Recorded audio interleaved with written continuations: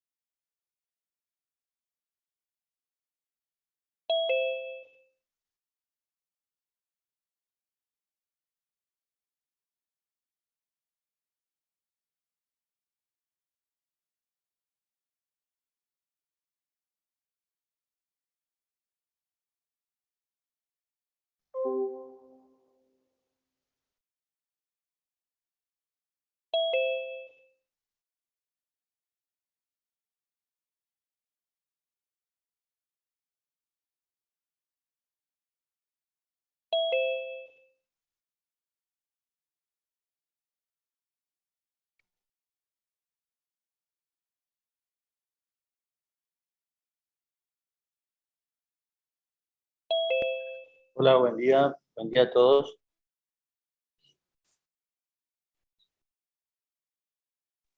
Buen día, profe. Buen día, profe. Profesor. Usted es comisión 2, ¿cierto? Así es.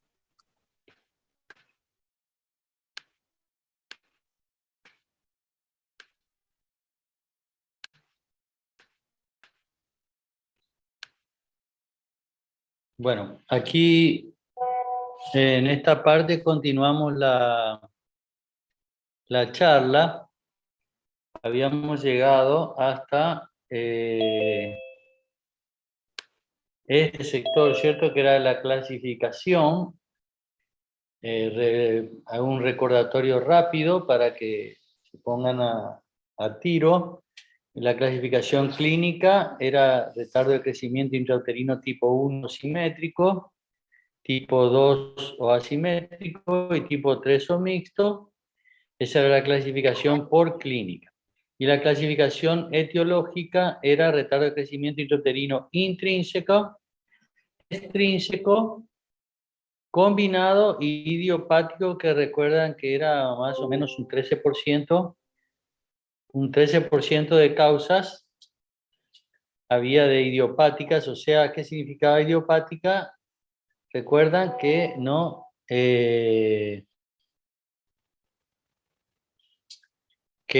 ¿cómo es? ¿Quién?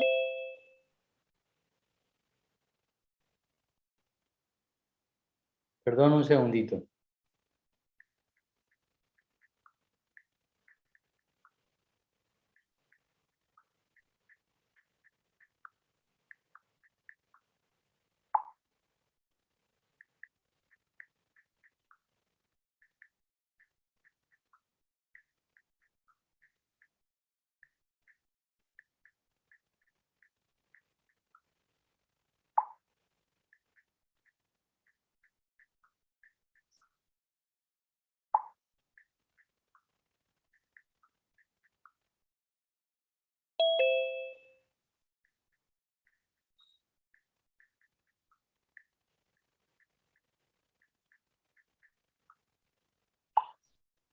Entonces, la etiológica, el 13% dije, era de causas idiopáticas, donde no se podía determinar la causa efectivamente. Entonces vamos al primer grupo, que es la tipo 1.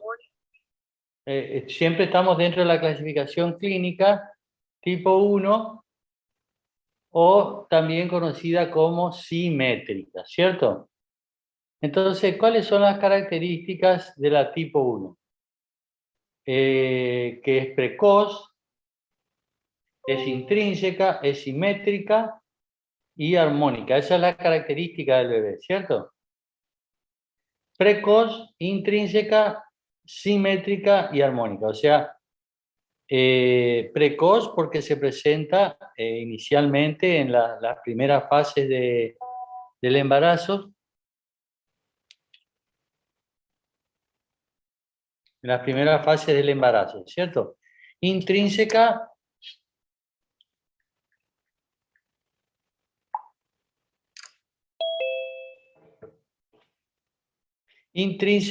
entonces, porque generalmente los factores son intrínsecos. Simétrico, porque el bebé ahora tiene características totalmente armónicas, tanto en sus parámetros más evaluables, que son peso, talla y perímetro cefálico. Vamos a mencionar las causas más frecuentes, entonces, de la tipo 1 o simétrica. Las causas más frecuentes: alteraciones cromosómicas, infecciones prenatales y presencia de tóxicos o radiaciones. Estas serían las causas más frecuentes de la tipo 1 o simétrica. Alteraciones cromosómicas, por lejos las alteraciones cromosómicas son las causas de mayor frecuencia. Le seguirían las infecciones prenatales, recuerdan, tales como VIH, toxoplasmosis, Chagas, sífilis, hepatitis B, ¿cierto? Estas, citomegalovirus, virus herpes, todas estas son entonces infecciones prenatales que pueden llevar a un retardo de crecimiento tipo 1 simétrico, y tóxicos, o sea, la ingesta de tóxicos, o que la madre reciba algún tipo de radiación.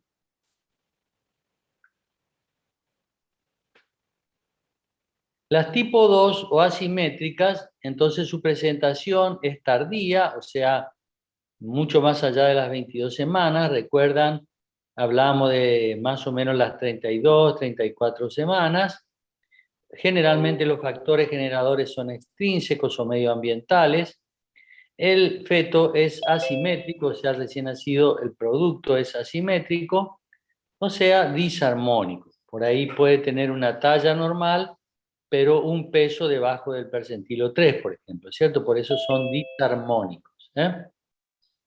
¿Cuáles son las causas más frecuentes de las tipo 2 o asimétricas? Bueno, las vasculopatías, generadas generalmente por ¿quién? por la hipertensión arterial, la diabetes y algún otro tipo de enfermedades.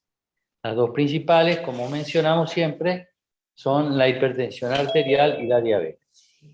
La insuficiencia placentaria, la presencia de gemelares y la presencia de placenta previa también es una de las causas más frecuentes de los tipos 2 o asimétricos.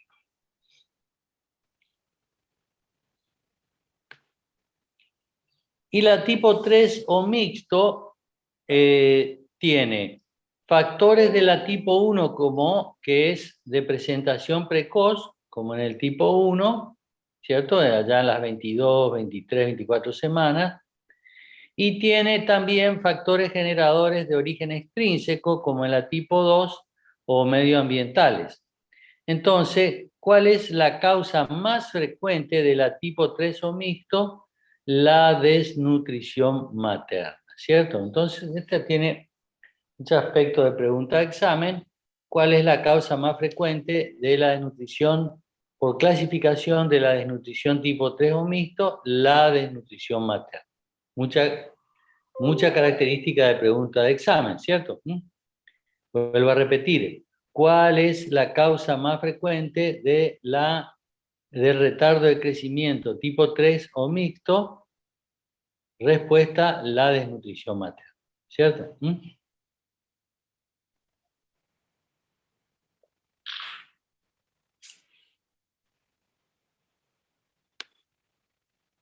Ahora vamos a describir un poquitito, vamos a hacer una descripción de un niño con un retardo de crecimiento tipo 1. Vamos a ver cómo se presenta ese niño. Tiene el cuerpo proporcionado, porque aquí habíamos dicho que era simétrico, o sea, tanto el peso, la talla como el perímetro cefálico están en el mismo percentilo, o sea, debajo del percentilo 10, por supuesto.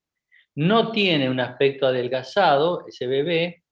Generalmente tiene una buena vitalidad. No suele existir hipoxia perinatal en los casos de estos bebés. Cerca de la mitad de ellos tienen malformaciones congénitas. ¿Por qué? Porque recuerden que una de sus causas fundamentales eran por problemas congénitos, ¿cierto? Congénitos. Entonces, más de la mitad tiene algún tipo de malformación congénita. Y acá viene un dato muy importante. Tienen disminución de la dotación neuronal. Y a ver, ¿por qué ustedes piensan que tienen disminución de la dotación neuronal?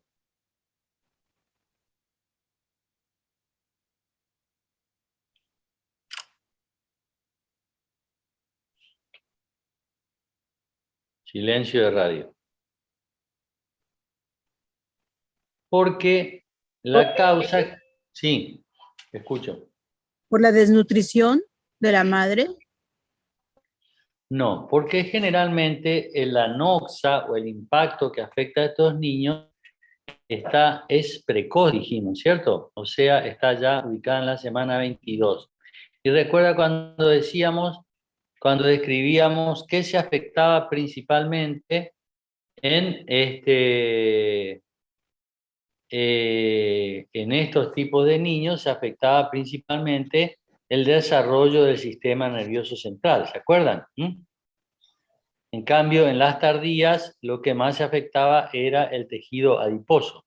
En cambio, estos niños, el impacto de la anoxa o problema está más allá ubicado en las 22, 23 semanas, y allí es donde crece rápidamente el sistema nervioso central. Por ende, el sistema nervioso central, o sea, la dotación neuronal es la que más se afecta. Por este motivo, estos niños tienen disminución de la dotación neuronal. Suelen desarrollarse mal en el periodo postnatal. ¿Por qué? Porque tardan en alcanzar bastante tiempo el peso, el perímetro cefálico y la talla respecto de los otros niños, o sea, comparativamente de los niños con peso adecuado para su edad gestacional. Aproximadamente se estima que ellos recién están alcanzando los estándares de crecimiento normales a los 24 meses. O sea, a los 2 años recién se equiparan con los niños que nacen con un peso adecuado para su edad gestacional, ¿cierto? Más o menos a los 2 años se equiparan, aproximadamente. Y presentan una elevada incidencia de déficit intelectual que puede ser mayor o menor, ¿cierto? ¿Por qué esta elevada incidencia de déficit mental o intelectual?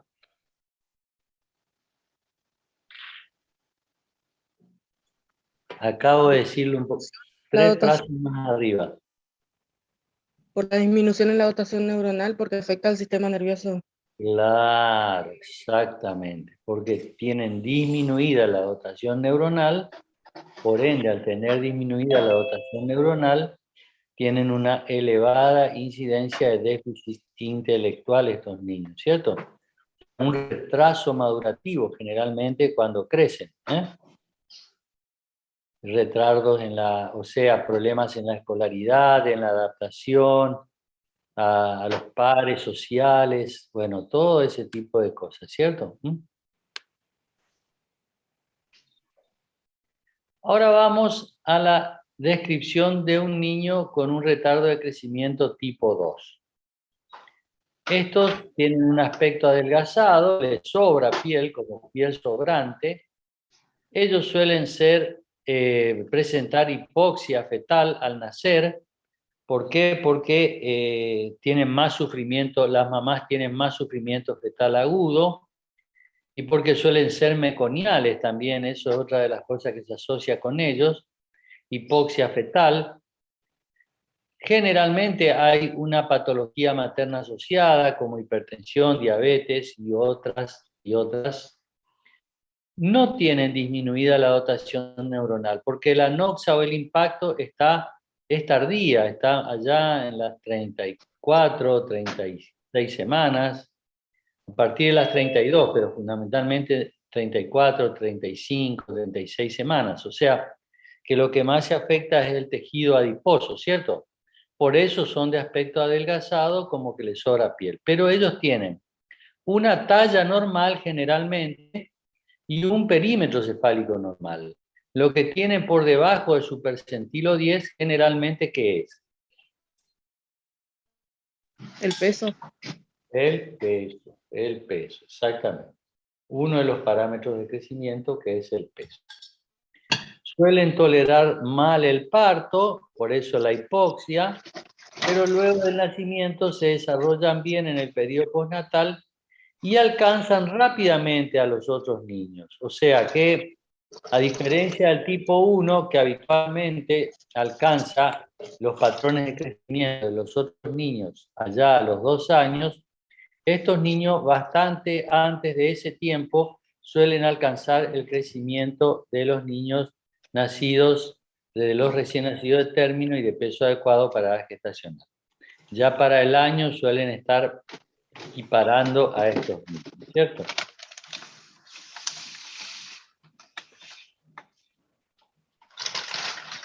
Ahora vamos a la otra clasificación.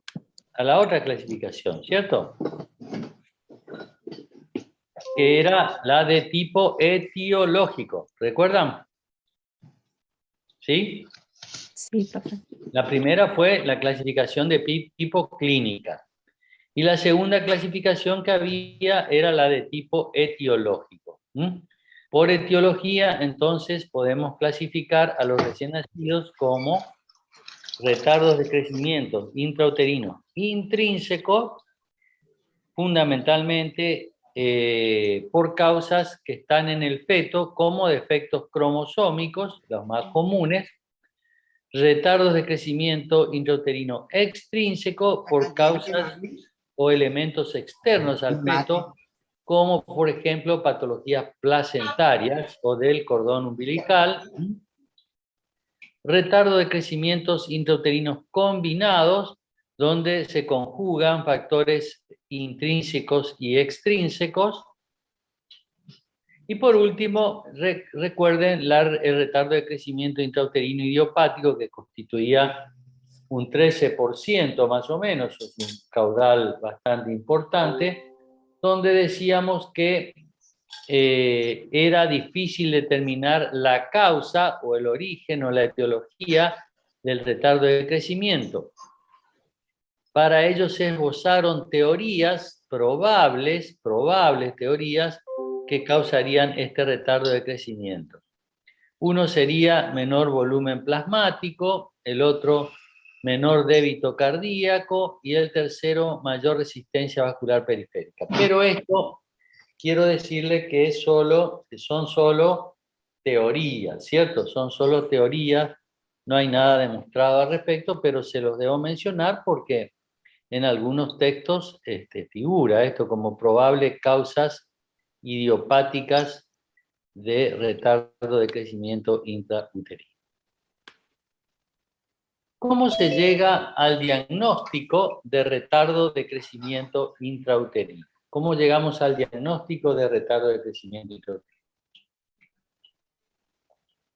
Profe, en la filmina anterior, en las intrínsecas, el síndrome de Down sería una por el defecto cromosómico. Claro, es un defecto, el síndrome de Down es un defecto cromosómico.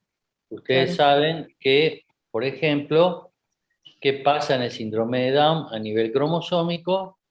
En el cromosoma 21, ¿cierto? En vez de haber un par de cromosomas, hay una tríada, 3 cromosomas, ¿cierto? 3. Una trisomía, sería una trisomía. Por eso decimos que sí, efectivamente el síndrome de Down puede estar incluido dentro de los retardos de crecimiento intrauterino de origen intrínseco.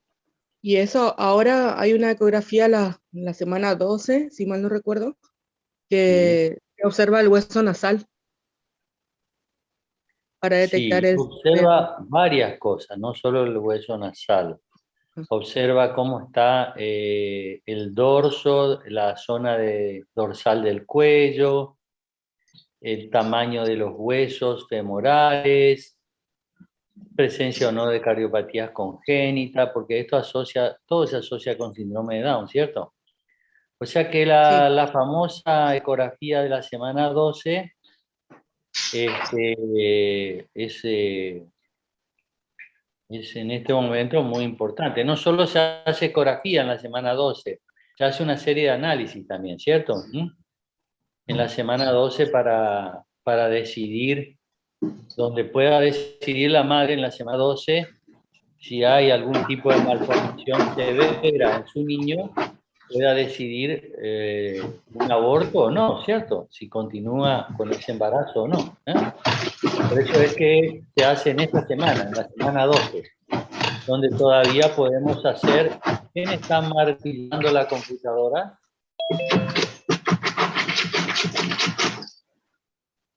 Por favor, alguien tiene abierto un micrófono ahí, no sé quién es. Cierren todos los micrófonos.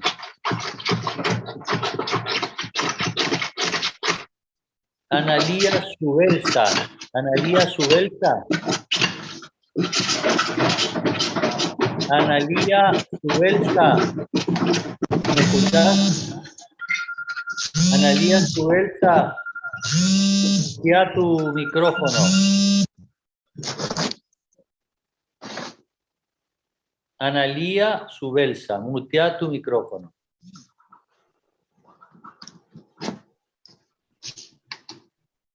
Entonces, ¿cómo se llega al diagnóstico de retardo de crecimiento intrauterino?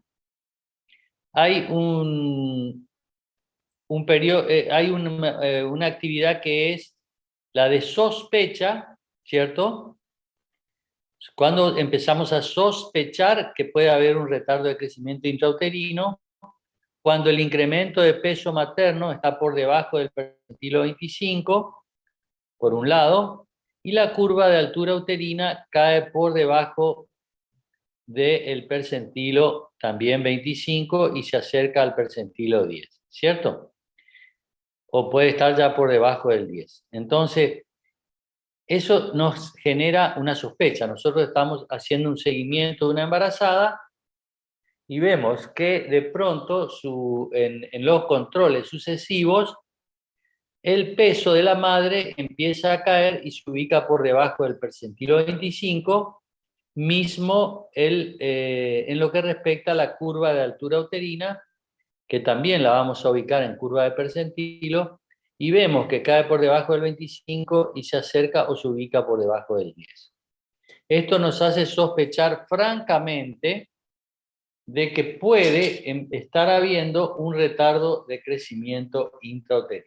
Entonces tenemos que empezar a realizar otros estudios, otras verificaciones para llegar a lo que es la probabilidad, ¿cierto? Entonces lo primero que tenemos, cuando hablamos de sospecha, esto tiene mucho aspecto de pregunta de examen también, cómo se hace diagnóstico de crecimiento, de retardo de crecimiento intrauterino. Tenemos un periodo de sospecha, uno de probabilidad y el diagnóstico de certeza, ¿cierto? Tres fases: sospecha, probabilidad y certeza. Sospecha, ya dijimos cuándo. Probabilidad, se utiliza ya la tecnología y es a través de la ecografía, ¿cierto? ¿Para qué nos serviría la ecografía fetal?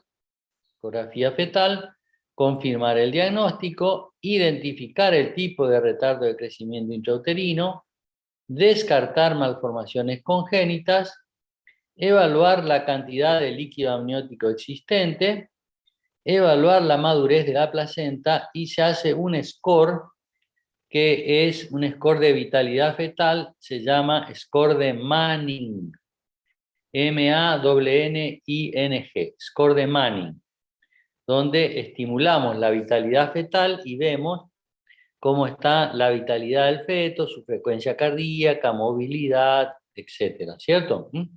Es un score combinado, este sería, ¿no? Entonces, probabilidad a través de la ecografía fetal, y ya acá tenemos ¿qué nos puede arrojar la ecografía fetal? Confirma el diagnóstico, identifica el tipo de retardo, descarta o afirma la presencia de malformaciones congénitas, evalúa la cantidad de líquido amniótico. Recuerdan que la presencia de oligoamnio era un condicionante de retardo de crecimiento intrauterino. Evalúa la madurez fetal, la madurez placentaria, perdón, porque si la placenta está poco madura, o tiene calcificaciones, o tiene ateromas, o tiene zonas de isquemia, tenemos más probabilidades de un retardo de crecimiento intrauterino. Y evalúa también un score mixto, que es la vitalidad fetal, que se hace por el sistema Doppler y se llama score de Manning, ¿cierto? Y finalmente el diagnóstico, la certeza, el diagnóstico de certeza, que ya es retrospectivo, ya lo podemos hacer, solamente lo hace el neonatólogo o la persona que se encarga de la recepción de recién nacido, cuando recibe a este bebé y realiza su antropometría, su examen físico y su antropometría. Y allí llega a la conclusión de que se trata de un retardo de crecimiento intrauterino. Entonces, ¿cómo se llega al diagnóstico? Tenemos la sospecha, que se hace fundamentalmente mediante la medición de peso, o sea, se toma peso de la madre y altura uterina. Probabilidad a través del examen ecográfico, y el de certeza, que es retrospectivo, una vez que se recibe el recién nacido y se hace su examen físico.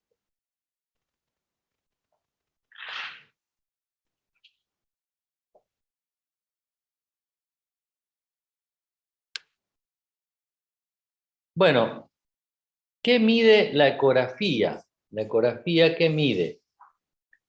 Fundamentalmente, la ecografía evalúa los siguientes parámetros: el diámetro biparietal, que se mide entre la cara interna de parietal derecho y parietal izquierdo, ¿cierto? Los huesos parietales, ustedes saben que están en ambos laterales de la calota craneana, los huesos parietales. Entonces, se mide el diámetro parietal, tomando una medida con el ecógrafo entre ambos, cara interna de ambos parietales.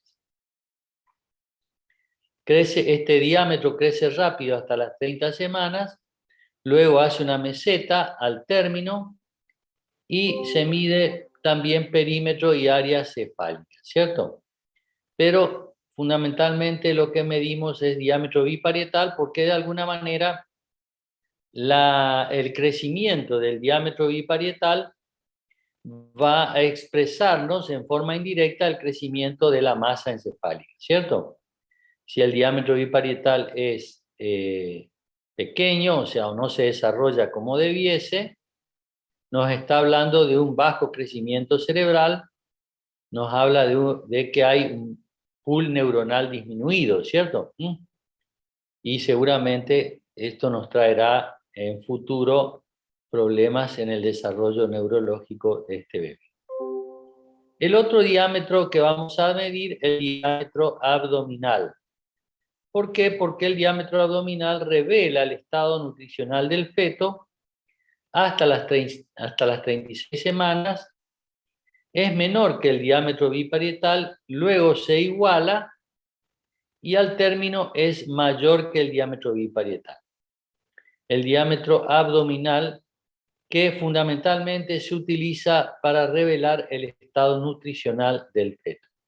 Entonces, el biparietal fundamentalmente apunta al crecimiento del sistema nervioso central, ¿cierto? Y el diámetro abdominal apunta directamente al estado nutricional del feto. Y por último, lo que medimos ecográficamente es la longitud del fémur, longitud femoral. Todos saben dónde está ubicado el hueso del fémur, ¿cierto? Entonces se hace una relación lineal con la talla del feto. O sea, de acuerdo al crecimiento o longitud del fémur, uno lo puede relacionar con la talla del feto y es el que mejor se ajusta a la edad gestacional. O sea, que el que mejores datos nos puede dar respecto de la edad gestacional de ese feto. Entonces, relación lineal con la talla y es la longitud femoral, que es el que mejor se ajusta para determinar la edad gestacional de ese feto. Entonces, tres cosas fundamentalmente determinamos a través de la ecografía normal. Diámetro biparietal relacionado con el crecimiento cerebral, diámetro abdominal relacionado con el estado nutricional del feto y la longitud del fémur relacionado con la talla del feto y fundamentalmente como un determinador de la edad gestacional del mismo. Es muy importante que sepan esto, les parecerá muy técnico, pero ustedes muchas veces se van a encontrar con informes ecográficos en las carpetas de sus pacientes y de esta manera, mirando las ecografías, van a poder tener una idea, ¿cierto?, de qué es lo que está pasando con el embarazo de esta mamá que ustedes están controlando, sabiendo más o menos leer una ecografía. O sea, sabiendo, si ustedes ven que el diámetro biparietal está normal, ustedes pueden decir que el desarrollo neurológico de ese feto es normal. Y si ven alteración en el diámetro abdominal, podrán decir que el estado nutricional del feto está afectado, y si está afectada la longitud femoral, dirán que también se estará acortando la talla, y podrán ver a través de la longitud femoral la edad gestacional del feto. Por eso es importante conocer cuáles son los parámetros que mide la ecografía normalmente, ¿cierto? Bueno, este dato es muy técnico, yo no se los daría, es muy técnico. No sé si les serviría a ustedes, si se les sería de utilidad.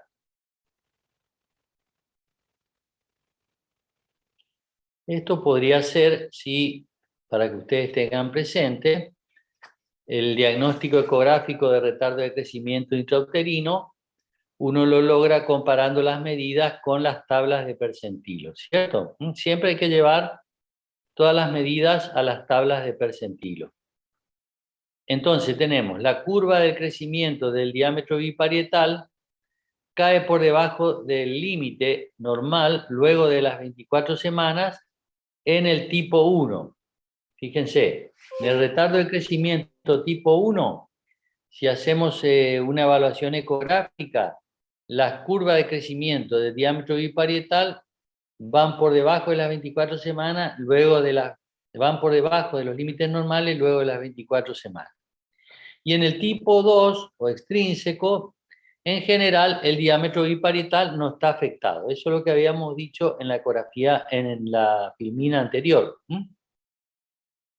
¿Por qué? Porque generalmente en el tipo 1, acuérdense, se afecta el desarrollo del sistema nervioso central, hay disminución del pool neuronal, hay menor crecimiento de la masa encefálica, y recuerden que está ya en las 22, 24 semanas el impacto, por ende ahí se cae debajo de los límites normales el biparietal, ¿cierto? Y podemos, sin lugar a duda, hablar de un retardo de crecimiento de tipo 1. En cambio, si no está afectado el biparietal, en general podemos hablar de un tipo 2. La curva de crecimiento del perímetro abdominal fetal cae por debajo de los valores normales alrededor de las 32 semanas o un poquito más, pero a partir de las 32 semanas. En los dos tipos de retardo de crecimiento intrauterino, y es un indicador muy sensible porque la caída por debajo de los percentilos normales del diámetro abdominal, ¿qué está hablando? De una falta de crecimiento en el peso de ese recién nacido, ¿se acuerdan?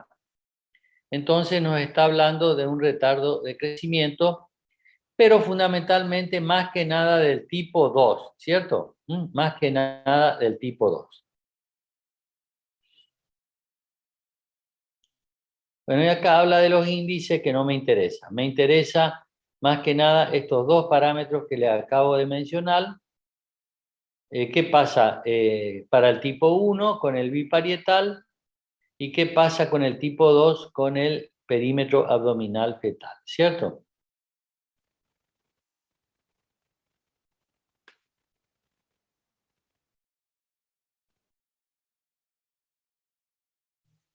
Bueno, indicadores del crecimiento independientemente de la edad gestacional. La velocidad de crecimiento del perímetro abdominal fetal según un valor previo. ¿Cierto? Tenemos un valor inicial, vemos cómo va la velocidad de crecimiento del perímetro abdominal fetal y esto nos da una pauta de si se estanca la velocidad de crecimiento del perímetro abdominal de un retardo de crecimiento. Y la relación perímetro abdominal versus longitud del fémur también es un indicador de un retardo de crecimiento intrauterino, ¿cierto? ¿Qué era la EG, profesor? ¿Cómo? ¿Qué significaba la EG? Edad gestacional. Edad gestacional. Edad gestacional.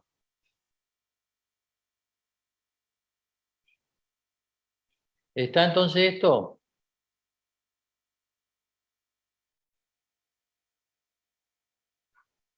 Sí, profe. Muy bien.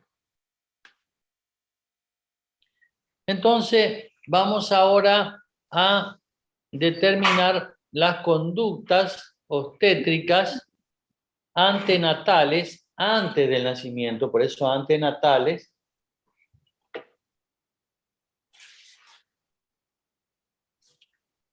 para tratar de ir solucionando nuestros retardos de crecimiento intrauterino. Porque acá es donde hay que tomar las conductas antenatales, ¿cierto? Ya una vez que tenemos el producto de la concepción, es muy difícil corregir el curso de este recién nacido, ya seguirá su curso normal, o sea, como decíamos, en un retardo de crecimiento intrauterino tipo 1, recién tomará los carriles normales allá después, a la altura de los 2 años o después, en los tipo 2 por ahí un poco antes, ¿cierto? Pero lo ideal es las conductas obstétricas. Una vez detectado un retardo de crecimiento intrauterino intraabdominal, tenemos que tomar conductas obstétricas antenatales para ver si podemos corregir de alguna manera el curso de este proceso, ¿cierto? De alguna manera podemos corregir. Tenemos medidas generales. ¿Cuáles son medidas generales? Bueno, prohibir el consumo de cigarrillos, el consumo de alcohol, de café, mejorar el estado de nutrición del bebé, tratar las patologías maternas como la hipertensión, la diabetes, la anemia, las infecciones urinarias, las infecciones congénitas intrauterinas como el Chaga, la toxoplasmosis, la sífilis, el VIH, etcétera, ¿cierto? Todas esas patologías maternas debemos atacarlas allí en el periodo obstétrico, cosa de favorecer posteriormente el crecimiento fetal. Por supuesto, inducir la maduración pulmonar de ese feto por si llegase a nacer con antelación, la maduración pulmonar con corticoides, como conducta para mejorar el flujo útero-placentario, que era uno de los factores que se alteraba. Se usa el reposo y la aspirina, ¿cierto? El uso de aspirina, ácido acetil salicílico, esa es la sigla que está allí, que es la aspirina.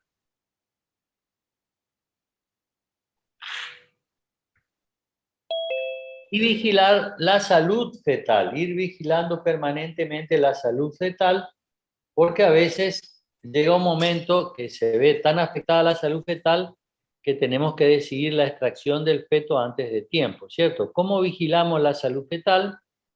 El crecimiento mediante la ecografía, ya lo vimos, utilizando el DBP, o sea, diámetro biparietal, el diámetro abdominal y la longitud femoral, ¿cierto?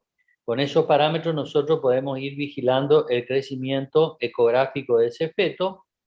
Valorar la madurez del feto se puede hacer a través de la ecografía o a través de estudios del líquido amniótico. ¿Cómo se hace esto? Se hace una punción abdominal, se introduce una aguja dentro de la cavidad uterina, se obtiene un poco de líquido amniótico y se estudia ese líquido amniótico, se evalúan las células que están flotando allí en el líquido amniótico, que son células pertenecientes al feto, y de acuerdo a cómo están esas células, uno puede valorar la madurez fetal, ¿cierto? Estudio del líquido amniótico y ecográficamente. Y la vitalidad del feto, ya dijimos que el más útil es un score ecográfico que se asocia con Doppler, que es el score de Manning, ¿cierto? Que evalúa la vitalidad fetal. Entonces, repito cuáles son las conductas obstétricas antenatales. Medidas generales. ¿Cuáles son las medidas generales? Prohibir cigarrillo, alcohol, café, drogas, etcétera, ¿cierto? Y mejorar el estado nutricional materno. Si tenemos una mamá con un estado nutricional afectado, bueno, mejorarlo porque con seguridad va a mejorar la nutrición del feto. Tratar las patologías maternas, tales como la hipertensión arterial, la diabetes, la anemia y las infecciones congénitas, como dijimos, toxoplasmosis, Chagas, sífilis, VIH, tuberculosis, hepatitis B, infecciones urinarias, etcétera, ¿cierto? Todas las patologías maternas que puedan tener impacto en el crecimiento intrauterino del feto. Inducir la maduración pulmonar por si el feto naciese antes de tiempo, tratar de madurar sus pulmones, eso se hace con el uso de corticoides aplicados a la madre. Mejorar el flujo útero-placentario que puede estar afectado y esto está generando el retardo de crecimiento intrauterino. Lo hacemos mediante el reposo absoluto materno y el uso de ácido acetilsalicílico, o sea, de aspirina. Y vigilar la salud fetal mediante la ecografía, el crecimiento mediante la ecografía, la madurez mediante también la ecografía y estudio del líquido amniótico por punción amniótica, y vitalidad sobre todo utilizando el score de Manning con un eco Doppler, ¿cierto? Realizando ecografía Doppler.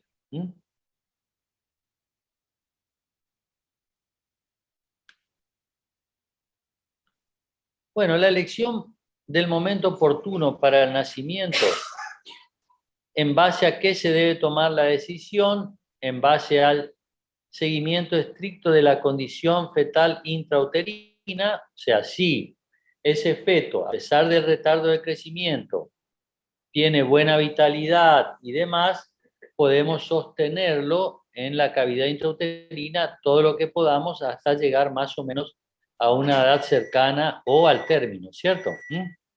Llegar a las 37 semanas si podemos. Pero tenemos que tener un seguimiento estricto de la condición fetal. Si vemos que empieza a haber sufrimiento fetal agudo, bueno, tomamos la decisión de extracción del feto, para eso maduramos primero sus pulmones y decidimos la extracción del feto.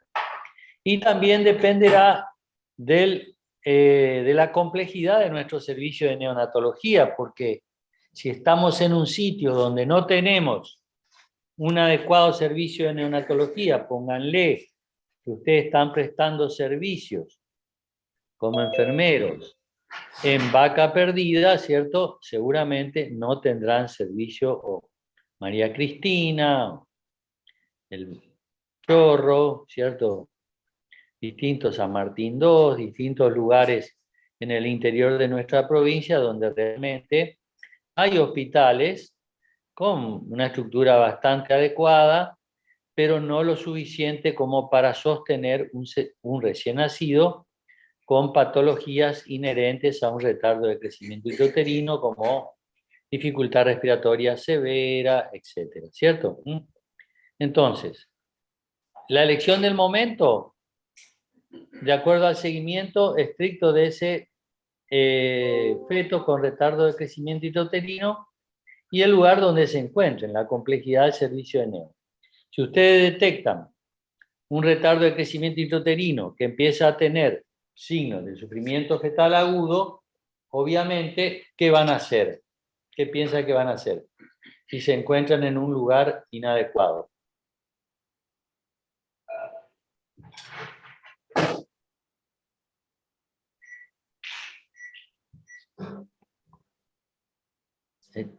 Pueden contestar, ¿eh?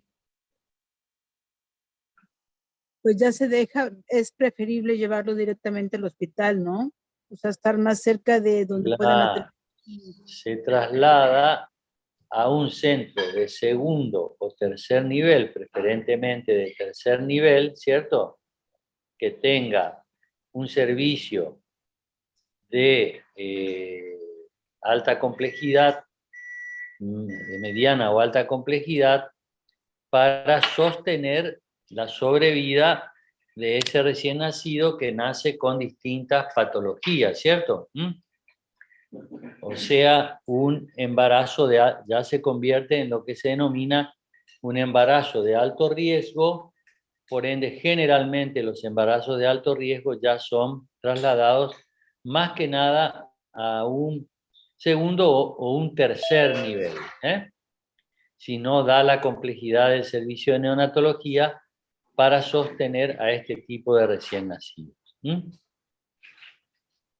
Bueno, y es muy importante informar detalladamente a los padres de la decisión que uno va a tomar, de cómo está el seguimiento, cuáles son los riesgos, y hacerlos partícipe de la decisión de un traslado o una derivación a un centro de mayor complejidad en beneficio de la sobrevida de su recién nacido y también de su mamá, ¿cierto?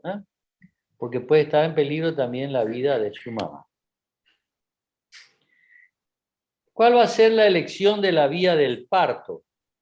La vía de parto que vamos a elegir. Recuerden que en los tipo 2 o extrínsecos también, como ustedes le quieran llamar, eran los que más sufrimiento fetal agudo tenían.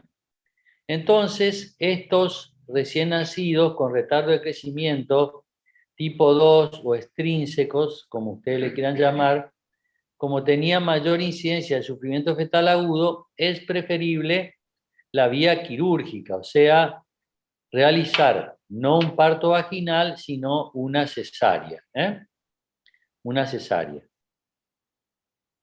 Está bien. Entonces, sí, Alta incidencia es cesárea. exactamente. Entonces, se preferiría una cesárea si uno detecta compromiso fetal. Si uno detecta que hay un sufrimiento fetal agudo o algún otro tipo de compromiso fetal, uno preferiría la vía quirúrgica, la cesárea. Si uno decide intentar la vía vaginal, sería con estricta vigilancia de frecuencia cardíaca fetal, de la dinámica uterina y en el trabajo de parto, ¿cierto? Y yo diría que esto sería bajo un estricto monitoreo. Por ende, muy difícilmente esto se podrá hacer en un primer nivel, seguramente ya correspondería a un segundo o a un tercer nivel, porque requeriría un monitoreo estricto, ¿cierto? Porque para la estricta vigilancia de frecuencia cardíaca fetal es muy difícil hacerlo con un estetoscopio de Pinar, con la cornetita, ¿recuerdan? Ya es preferible tener un monitor para ir haciendo un monitoreo de la frecuencia cardíaca fetal y de la dinámica uterina durante el trabajo de parto.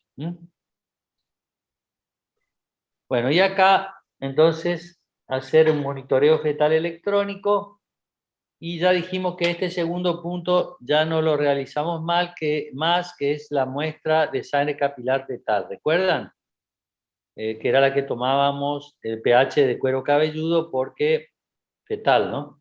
Porque es una práctica cruenta que ya últimamente, no le digo que en todos lados se ha descartado, ¿eh? En algunos lados se sigue haciendo, pero en la mayoría de los lugares se considera una práctica cruenta.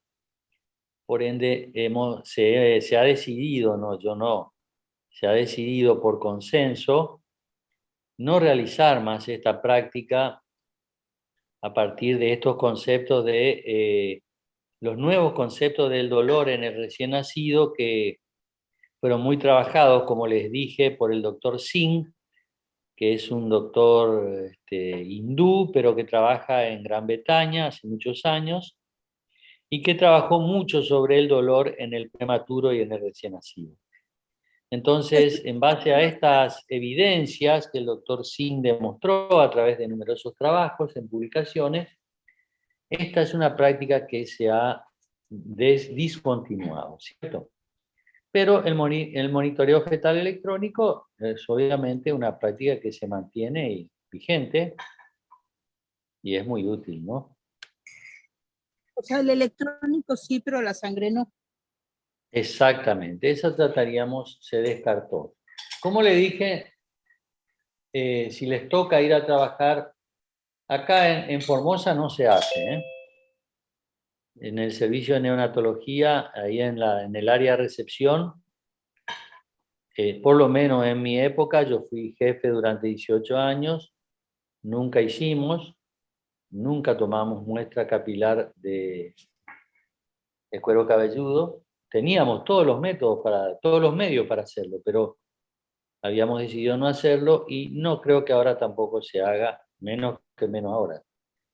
¿Qué problema se va a encontrar el neonatólogo? ¿Con qué problema se va a encontrar el neonatólogo? O la persona que esté recibiendo al recién nacido, que pueden ser ustedes. Depende de dónde estén trabajando, ¿cierto? Sí. Un gran porcentaje de estos niños tiene muerte intrauterina. Hay que saber eso, que hay un gran porcentaje con niños con muerte intrauterina, muerte perinatal, ¿cierto? La muerte perinatal. También tienen que recordar que se van a encontrar en muchas ocasiones con malformaciones congénitas, sobre todo en los retardos de crecimiento intrauterino tipo 1. Recuerden, con estos tienen muchos de ellos afectaciones cromosómicas. Por ende, es muy probable que se encuentren con malformaciones congénitas, ¿cierto? En estos bebés. También es frecuente la presencia de asfixia neonatal y la presencia del síndrome de aspiración del líquido amniótico meconial. Tenemos una clase al respecto, así que ahí ya se van a interiorizar más de esta temática. Y de asfixia neonatal, que ya vimos, ya tuvimos la clase. Sobre todo, recuerden cuáles eran los recién nacidos con retardo de crecimiento intrauterino que más propicios eran a padecer asfixia perinatal. Los tipos.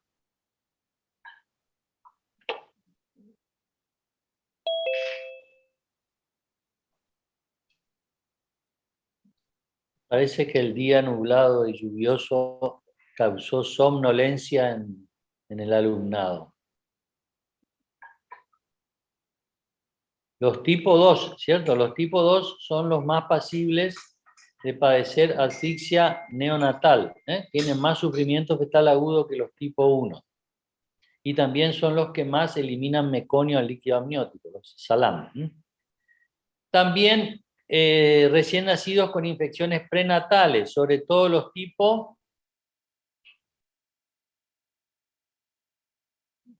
Los tipo 1, como rubiola, citomegalovirus, toxoplasmosis, chagas, sífilis, VIH, etcétera, ¿cierto? Infecciones prenatales.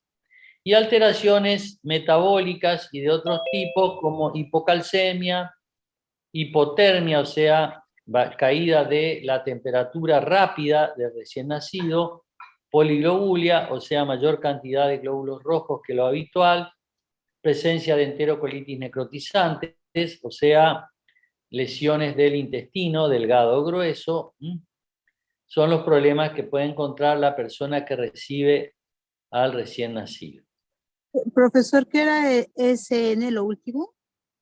Enterocolitis necrotizante.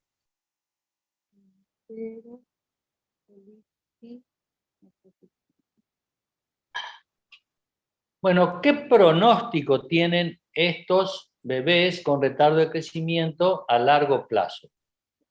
Los tipo 1 suelen tener mal desarrollo postnatal. ¿Por qué? Porque tardan mucho en alcanzar las medidas normales de peso, talla y perímetro cefálico. Recuerden que mencioné que aproximadamente a los 2 años recién estos niños se equiparan con los de peso adecuado para edad gestacional. Y otro evento que les ocurre, que tienen elevada incidencia de déficit intelectual por disminución de su pool neuronal, ¿cierto? Por disminución de su pool neuronal. Y en los de tipo 2, ¿cuáles son los problemas pronósticos? Como suelen tolerar mal el parto, hacen hipoxia perinatal, se recuperan rápido en el periodo postnatal, mucho más rápidamente que los tipo 1, y si existiese déficit intelectual es porque hubo hipoxia en el parto, pero en general no porque ellos tengan disminución del pool o dotación neuronal, porque la dotación neuronal en ellos no se ve afectada, porque generalmente la noxa impacta más allá de las 32, 34 semanas y no en las 22, 24 semanas como en el tipo 1. Sí suelen tolerar mal el parto porque tienen hipoxia, pueden tener SALAM, o sea, aspiración de líquido amniótico meconial, pero se recuperan más rápidamente en el periodo postnatal. Generalmente no tienen déficit intelectual, salvo que hayan sufrido hipoxia perinatal severa, porque ellos no tienen disminución del pool neuronal.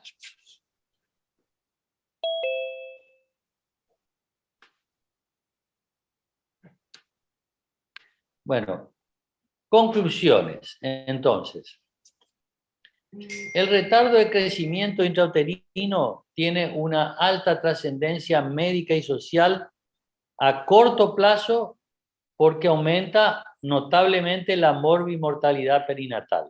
Y a largo plazo por el déficit neurológico e intelectual que puede llegar a una alta incidencia en los casos severos. ¿Sí? Entonces, por eso tiene una gran trascendencia médica y social, a corto y a largo plazo. La fuerte asociación con la desnutrición lleva a problemas fuera del área de salud, involucrando a la economía, a la política, a la educación. Fundamentalmente esto se refiere a la desnutrición materna, ¿cierto?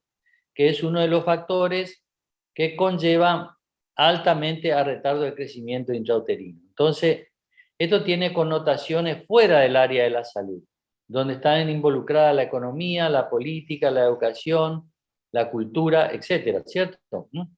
Porque la desnutrición no solo es producto de la falta de insumos, sino de la política, de la educación, la cultura, etcétera, ¿cierto? Recuerdan que a veces dijimos, no hay desnutrición, sino malnutrición por factores culturales, porque tienen los alimentos al alcance, pero por factores culturales no lo utilizan. Sobre todo lo vemos mucho en nuestras comunidades originarias.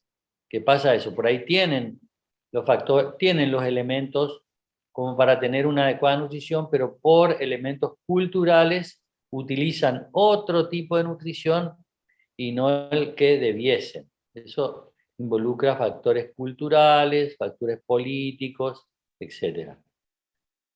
Que la pesquisa puede hacerse con recursos muy sencillos, pesando a la madre, midiendo la altura uterina, ¿cierto? Eso se puede hacer en centros de primer nivel.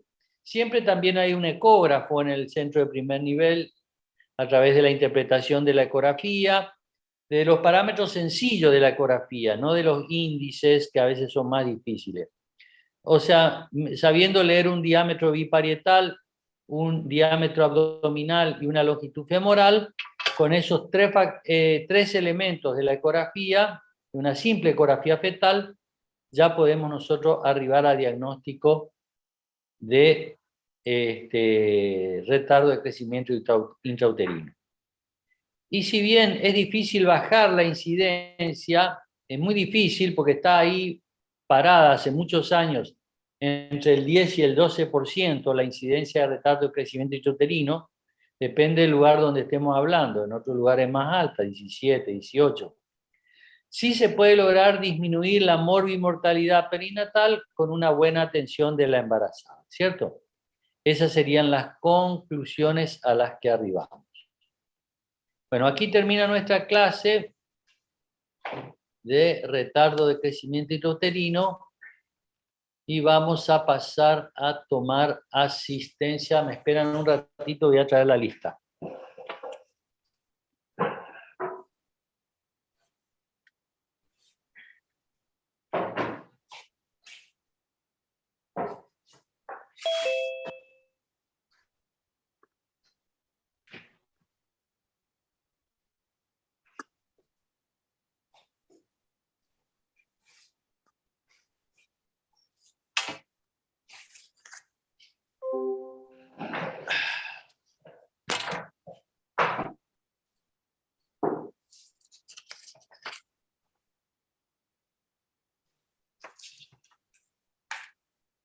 Comisión 2, ¿cierto?